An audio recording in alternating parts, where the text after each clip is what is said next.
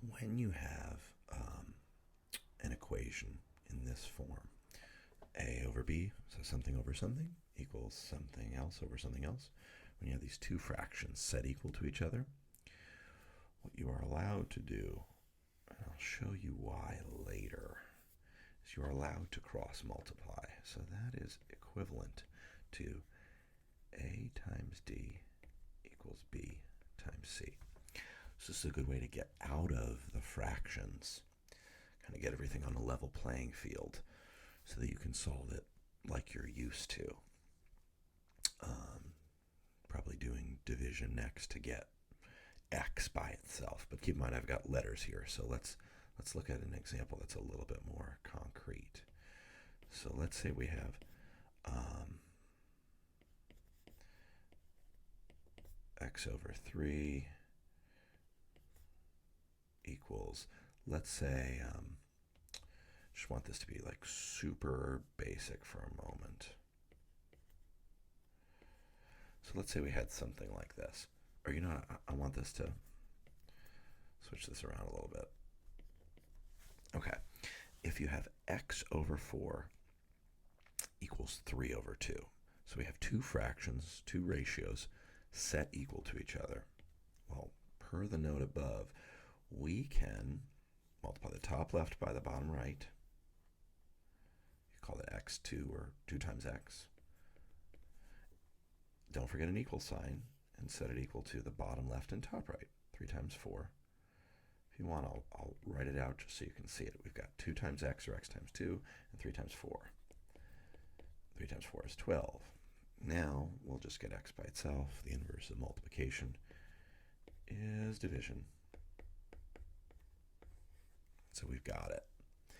Now we can even check our answer. Where there's an x, put a 6 and say, does it equal 3 over 2? And then what you can do is you can actually cross multiply again. And that'll be 6 times 2. Does that make the same thing as 4 times 3? Does 12 equal 12? You betcha. So that means you are in fact correct. And you might say, well, why does this work? Well, first of all, it's important for you to recognize that it does work and when you can apply it. But it's also nice to understand where this comes from. So if we did this another way,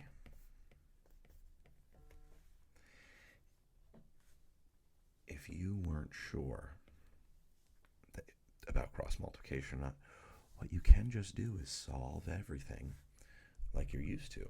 You can just do inverse operations. What I mean by that is you don't really like division by 4.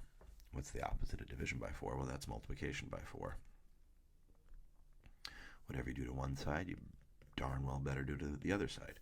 4 over 4 is 1, so x is by itself. And 4 is the same thing as 4 divided by 1. And then we can just multiply the numerators. 3 and 4 is 12. 3 times 4 is 12 over 2. So x is just good old 6.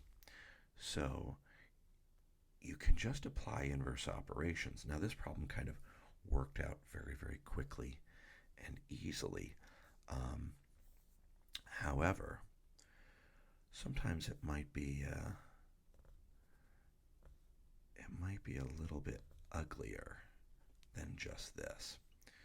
So let's say this problem looked like so. Like maybe we switch things around a little bit. Same numbers, different spots, if you will. And if we didn't realize, hey, we'll just cross multiply here. Well, you can always just apply inverse operations.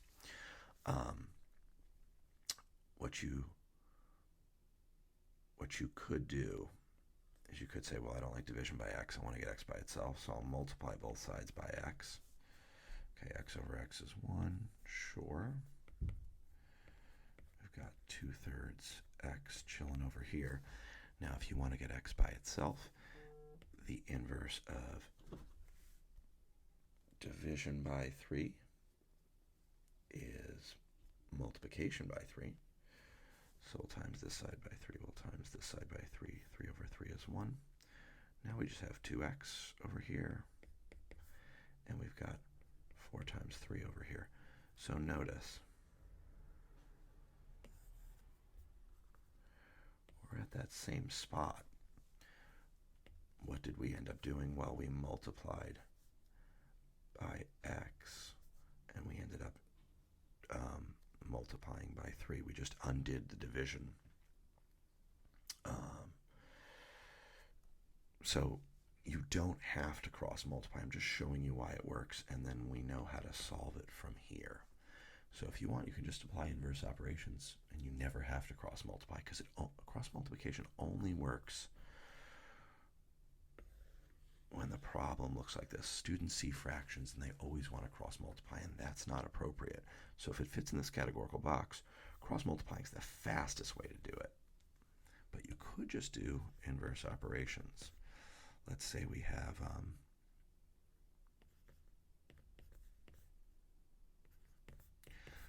a fraction like so.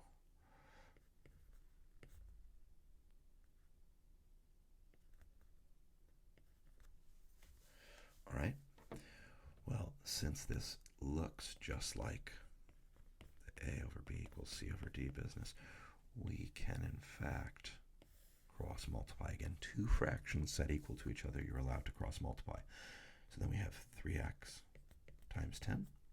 That's top left times bottom right. Don't forget the equal sign. Bottom left times top right. That'll be 30x equals negative 15.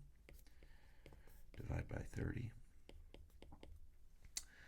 And how many 15s go into 30? There's 2.